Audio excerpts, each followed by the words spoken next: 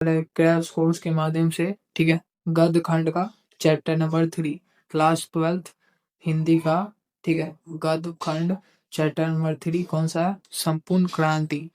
ये पूरा मटेरियल दिशा online class का है, ठीक है। आपको फ्री में इसका पीडीएफ चाहिए तो हमारे टेलीग्राम में जुड़ जाओ और आराम से आपको सभी विषय का फ्री में पीडीएफ मिल जाएगा। कोई टेंशन लेने की जरूरत नहीं है। और जिन लोगों ने क्रैश कोर्स ले लिया तो बहुत अच्छा बात है, अगर नहीं लिया तो मैं आप सभी को फ्री में पीडीएफ दूंगा और आप अच्छे से तरीके से तैयारी कीजिए अपना, ठीक है। कोई टेंशन लेने की जरूरत नहीं है, आपका भाई आपके साथ है और मैं कॉपी नहीं कर रहा हूँ भाई। बस मैं आप लोगों को एक तरह से मदद करना चाहता हूँ, ठीक है। आप भरपूर तैयारी करो, ठीक है, भरपूर नंबर लेके आओ, ठीक है। तो चलिए स्टार्ट करते हैं आज का ये सेशन, ठीक है। वन शॉट के माध्यम से पूरा ये चैप्टर के बारे में आज हम जानेंगे अच्छे तरीके से, ठीक है। और क्वेश्चन प्रैक्टिस भी करेंगे, ठीक है। जो ऑब्जेक्टिव क्वेश्चन है बोर्ड द्वारा पूछा गया है वो सारे क्वेश्चन करेंगे आज। तो स्टार्ट करते हैं आज का सेशन, चलिए। तो ये हमारा चैप्टर संपूर्ण क्रांति, ठीक है, गद्य खंड का चैप्टर नंबर 3 है, ठीक है। जिसके लेखक कौन है? तो जयप्रकाश नारायण जी। कौन है? जयप्रकाश नारायण जी, ठीक है। और इसके चैप्टर के बारे में मैं जानकारी बता दूं कि इस चैप्टर में आपको पता होगा कि 1974 में, ठीक है, 1974 में जब कांग्रेस की सरकार था तो भारत में बहुत ज्यादा गरीबी आ गई थी, ठीक है, बहुत ज्यादा गरीबी आ गया था। तो छात्रों ने, ठीक है, छात्रों ने मिलकर एक आंदोलन किया गया जिसे छात्र आंदोलन का नाम दिया गया, ठीक है। और जिसके लीडर कौन थे? तो लीडर कौन थे? तो जयप्रकाश नारायण हमारे थे, ठीक है। और उनके द्वारा 5 जून 1974 को, ठीक है, गांधी मैदान में एक आंदोलन किया गया। तो उसी पे ये सारा चीज है और इसी के बारे में इस क्रांति इस चैप्टर में दिया गया है, ठीक है। तो चलिए स्टार्ट करते हैं। लेखक परिचय। तो लेखक के बारे में जानते हैं। इस चैप्टर से आप देखोगे कि हर साल बहुत सारे क्वेश्चन आपको मिलेगा, बहुत सारे, ठीक है। चलिए स्टार्ट करते हैं। तो पहले लेखक परिचय। हमारे लेखक जी का नाम क्या है? तो जयप्रकाश नारायण। उनके बचपन का क्या नाम है? तो बाउल, ठीक है, बाउल उनका बचपन का नाम है। बड़े होने पे उन्हें क्या किस नाम से प्रसिद्ध हुए? तो जेपी नाम से वे प्रसिद्ध हुए, ठीक है। लोग उन्हें किस नाम से जानते थे? तो लोकनायक। लोकनायक से उन्हें लोकनायक का एक पुकारते थे, ठीक है, बड़े होने के बाद। चलिए आगे। आगा उनका जन्म कब हुआ? तो 18 अक्टूबर 1902 ईस्वी में, ठीक है। 11 अक्टूबर 1902 में उनका जन्म हुआ, ठीक है। और 8 अक्टूबर 1979 में उनका निधन हो गया, ठीक है। यानी कि वे 77 साल जिए, ठीक है, 77 साल उन्होंने जिया। और जन्म स्थान उनका कहाँ था? तो जन्म स्थान सिताब दियरा गांव, ठीक है, सिताब दियरा गांव जो कहाँ है? यूपी के बलिया और बिहार के सारण जिला में फैला हुआ है, ठीक है। ये दोनों बीच है, ये बिहार है, ये यूपी है, इन दोनों के बीच में एक गांव का नाम है, क्या नाम है? तो सिताब दियरा, ठीक है, सिताब दियरा। चलिए आगे। उनके माताजी का क्या नाम था? तो फूल रानी। उनके माताजी का क्या नाम था? तो फूल रानी, ठीक है। उनके पिता कौन थे? तो हर सुख दयाल, ठीक है, हर सुख दयाल, ठीक है। उनके पिताजी का क्या नाम है? हर सुख दयाल, ठीक है। उनके पत्नी, पत्नी का नाम किसके? तो जेपी के, मतलब जयप्रकाश नारायण के पत्नी का क्या नाम था? तो पार्वत, क्या नाम था? तो प्रभावती, ठीक है, प्रभावती देवी था, ठीक है। और ये कौन थे? तो किसकी बेटी थे प्रभावती? तो ब्रज किशोरी। किसकी बेटी थे? तो ब्रज किशोरी प्रसाद के, ठीक है। ब्रज किशोरी प्रसाद की बेटी का क्या नाम है? तो पद्मा प्रभावती, ठीक है। क्या नाम है? तो प्रभावती देवी, ये पूछ देगा। ठीक है, ऐसे ऐसे क्वेश्चन पूछ देते हैं। ऑब्जेक्टिव में बहुत सारे देखोगे आप कि ब्रज किशोरी के बेटी का क्या नाम है? तो प्रभावती देवी। ठीक है।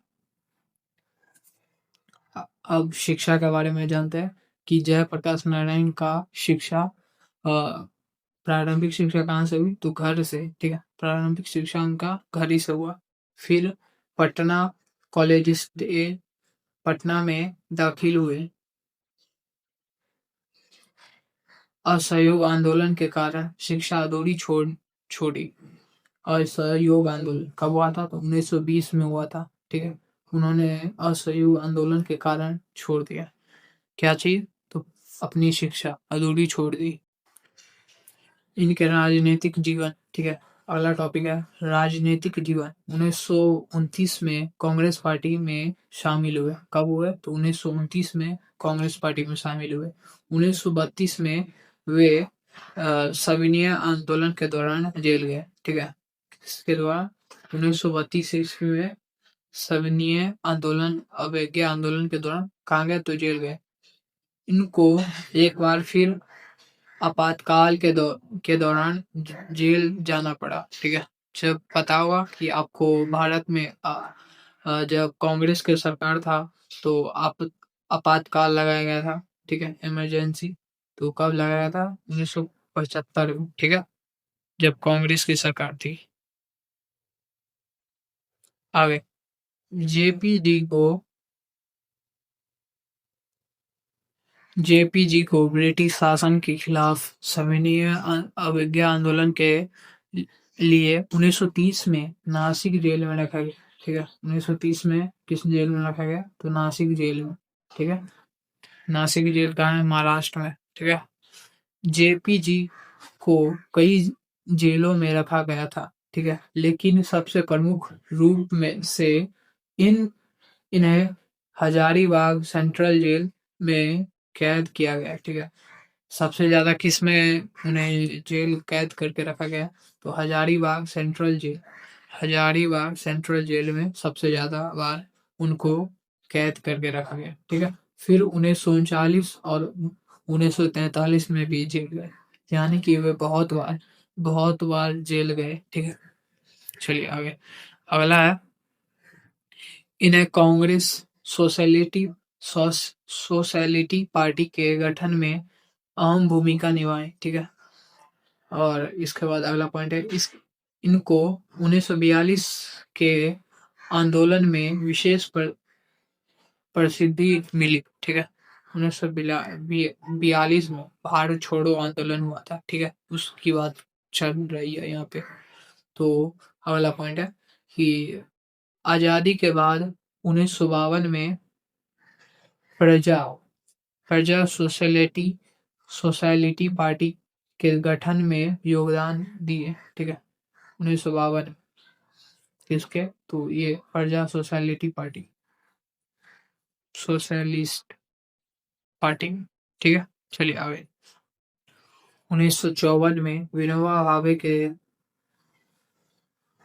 सर्वोदय आंदोलन में जुड़े। ठीक है, विनोबा भावे के 1954 में सर्वोदय आंदोलन में जुड़े। कौन? तो जेपी।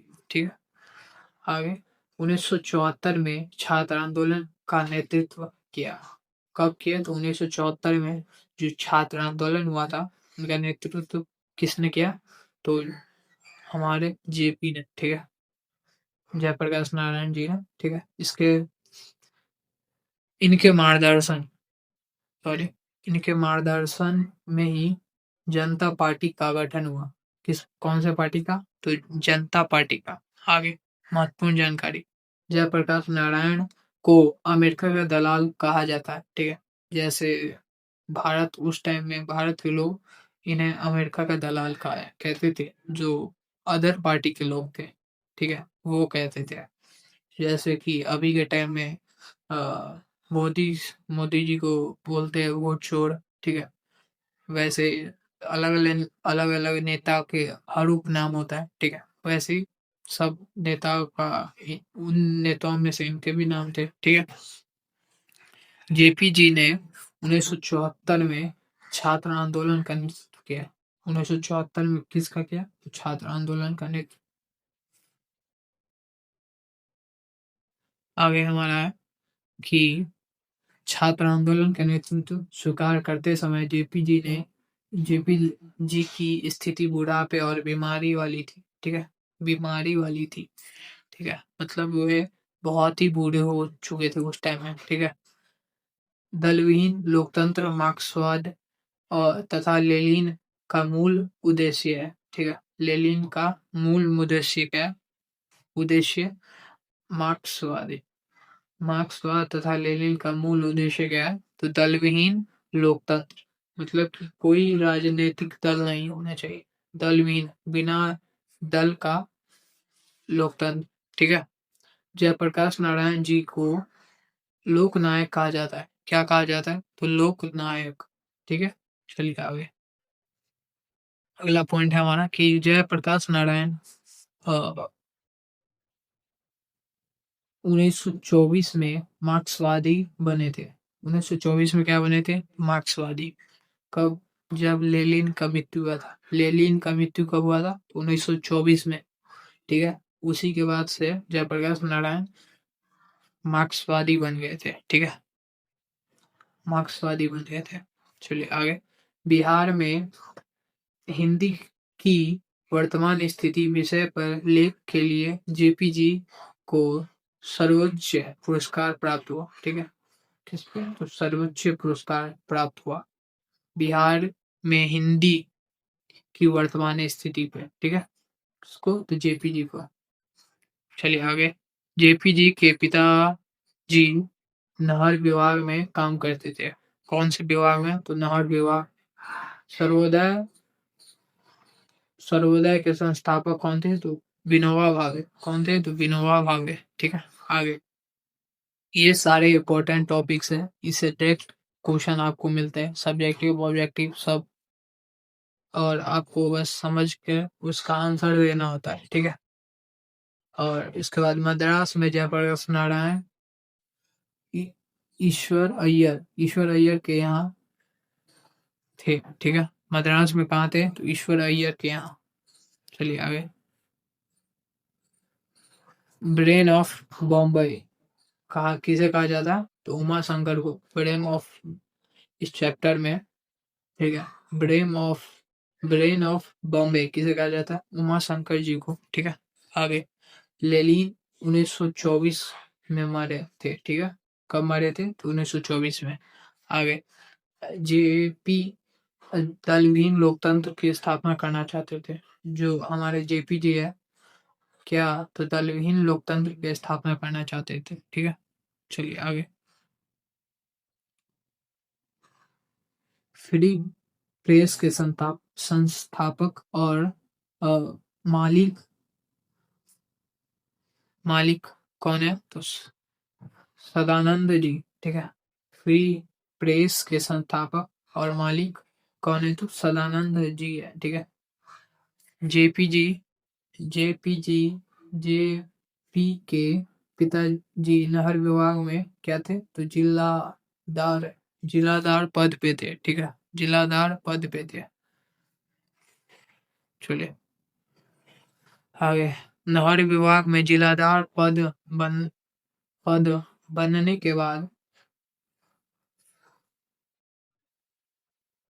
बनने के बाद जेपीजी के पिता रेवेन्यू असिस्टेंट्स बने। ठीक है, क्या बने? तो रेवेन्यू असिस्टेंट्स बने। ठीक है, इसके बाद जेपीजी का महत्वपूर्ण भाषण जन मुक्ति। जेपीजी का महत्वपूर्ण भाषण क्या था? तो जन मुक्ति पुस्तक में संकलित है। ठीक है, किस पुस्तक में संकलित है? जन मुक्ति पुस्तक में संकलित है। मतलब ये जो भाषण उन्होंने दिया था गांधी मैदान में, पटना के गांधी मैदान में, छात्र आंदोलन में, तो वो कौन से बुक में संकलित है? तो जन मुक्ति पुस्तक में संकलित है वो सारे, और उसी का पार्ट हम पढ़ रहे हैं आज। उसकी के बारे में थोड़ा थोड़ा जानकारी ले रहे हैं। चलिए आगे। इस चैप्टर का सारांश यही, सारा जो भी इम्पोर्टेंट टॉपिक्स था यही सारा सारांश हो जाएगा। ठीक है, यही सब बताया गया है ये संपूर्ण क्रांति के बारे में, तो आप अच्छे से पढ़ लेना इसको। और आइए इसके बाद हम करते हैं ऑब्जेक्टिव क्वेश्चन प्रैक्टिस। ठीक है, ऑब्जेक्टिव क्वेश्चन प्रैक्टिस करते हैं। चलिए, तो पहला हमारा क्वेश्चन क्या है, जयप्रकाश नारायण जी का जन्म कब और कहाँ हुआ था? कब और कहाँ हुआ था? तो 11 अक्टूबर 1902 सिताब दियारा। ठीक है, सिताब दियारा में। इसके बाद जयप्रकाश नारायण प्रसिद्ध हुए, किस नाम से प्रसिद्ध है? लोकनायक। आप इसे 2x पे करके देख सकते हो। ठीक है, कोई टेंशन लेने की जरूरत नहीं है, 2x पे करके स्पीड में आप देख लो, स्लो लग रहा हो तो वीडियो। और जयप्रकाश नारायण के माता पिता का नाम क्या था? क्या था? फूलरानी और सूर हरसूरदयाल। ठीक है, हरसूरदयाल। आगे, जयप्रकाश नारायण कांग्रेस में कब शामिल हुए? 1929 में। ठीक है, 1929। आगे, जयप्रकाश नारायण सर्वोदय आंदोलन में कब जुड़े? कब जुड़े? 1954। ठीक है, आगे, जयप्रकाश नारायण की पत्नी का नाम क्या था? क्या था? प्रभावती देवी। कौन? प्रभावती। ठीक है, आगे, जयप्रकाश नारायण पटना साइंस कॉलेज के छात्र कब थे? कब थे? 1921 में। ठीक है, 1921 में। आगे, जयप्रकाश नारायण छात्र आंदोलन का नेतृत्व कब किए? तो कब किए? 1974 में। कब किए? तो 1974 में। ठीक है, आगे, संपूर्ण क्रांति पाठ कहाँ से उद्धृत है? तो कहाँ से? पटना गांधी मैदान पटना में दिए भाषण से। ठीक है, गांधी मैदान पटना में दिए भाषण से संकलित है। ठीक है, चलिए आइए, जेपी कब मार्क्सवादी बने? तो कब बने? 1924 में, लेनिन का मृत्यु के बाद। ठीक है, लेनिन का मृत्यु कब हुआ था? तो 1924 में उनके मृत्यु होने के बाद वे मार्क्सवादी बने थे। चलिए आगे, जेपी के पिताजी किस विभाग में काम करते थे? किस विभाग में? नहर विभाग। ठीक है, चलिए अगला क्वेश्चन हमारा है ये कि जयप्रकाश नारायण को मैक्सेस मैक्सेस पुरस्कार कब मिला? ठीक है, कब मिला? 1965 ईस्वी में। 1965 ईस्वी में कौन सा पुरस्कार मिला? मैक्सेस। ठीक है, अगला, जयप्रकाश नारायण को भारत रत्न सम्मान कब किया मिला? 1998 में। कब? तो 1998 में, उनके मरने के बाद। ठीक है, आगे, अ, सर्वोदय सर्वोदय आंदोलन के संस्थापक कौन थे? तो विनोबा भावे। कौन थे? तो विनोबा भावे। आगे, जयप्रकाश नारायण रचित पाठ का नाम क्या है? तो संपूर्ण क्रांति। ठीक है, आगे, हाँ, जयप्रकाश नारायण का निधन कब हुआ? तो 1979 में। ठीक है, 1979 में, 77 साल लिए थे वे। जयप्रकाश नारायण जी के बचपन का नाम? तो बाउल। ठीक है, बाउल। आगे, मद्रास में जयप्रकाश नारायण किनके यहाँ टिके? ठीक है, किनके यहाँ टिके मतलब रहे? तो ईश्वर अय्यर के यहाँ। ईश्वर अय्यर के यहाँ। ठीक है, brain of brain of Bombay किसे कहा गया है? तो उमा शंकर को। ठीक है, उमा शंकर को। आगे, लेनिन कब मरे? तो लेनिन कब मरा? 1924 में। ठीक है, आगे, जयप्रकाश नारायण को रेणु जी रेणु जी ने क्या सुनाया? क्या सुनाया? कविता। रेणु जी ने क्या सुनाया? तो कविता सुनाया। ठीक है, आगे, जेपी कैसे लोकतंत्र की स्थापना करना चाहते हैं? दल विहीन। ठीक है, दल विहीन।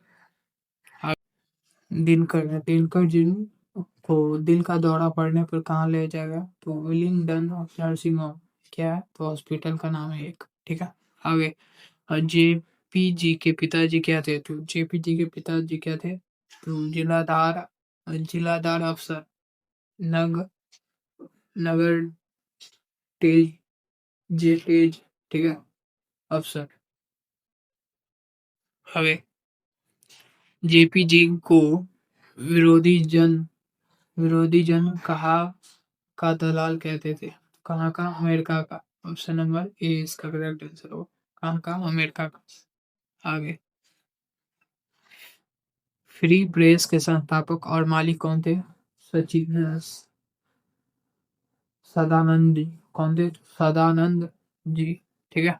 आगे, जेपी जी के पिताजी नाहर विभाग में क्या थे? तो क्या थे? जिलादार। ठीक है, जिलादार। आगे, जेपी जी कैसे लोकतंत्र की परिकल्पना करते थे? तो दलविहीन। कैसे? दलविहीन की। ठीक है।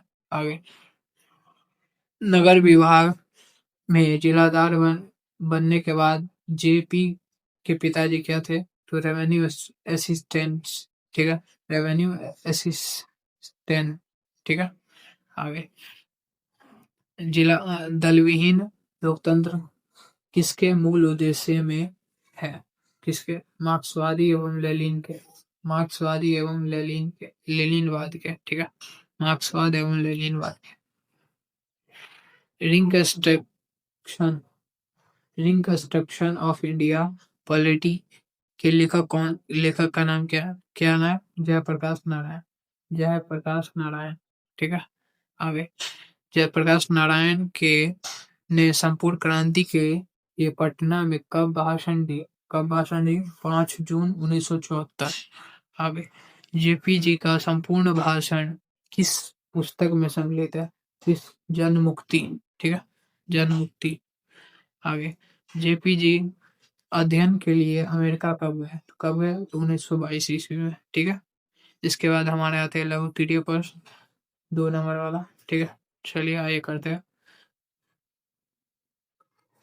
संघर्ष समितियों में जयप्रकाश नारायण की क्या अपेक्षा है? क्या अपेक्षा है? निम्नलिखित अपेक्षा है। ठीक है, पहला कि संघर्ष समितियां जनता या छात्र की होगी। ठीक है, संघर्ष समितियां जनता या छात्र की होगी। ठीक है। आगे, उनका काम केवल शासन करना नहीं बल्कि समाज के हर ये विरोध लड़ना होगा। ठीक है, चलिए आगे। पहला पॉइंट है कि गांव में छोटे अफसर हो या बड़े कर्मचारी, घूसखोरी के खिलाफ आवाज उठानी होगी। ठीक है, बहुत करेक्ट, सही बात कहा। आगे, गांव के किसानों पर कोई अत्याचार नहीं होगा। ठीक है, नहीं करेगा। अगला, गांव में हो रहे सभी अन्यायों को संघर्ष समिति रोकेगी। ठीक है, ये अपेक्षा है संघर्ष समिति से। ठीक है, ये सब।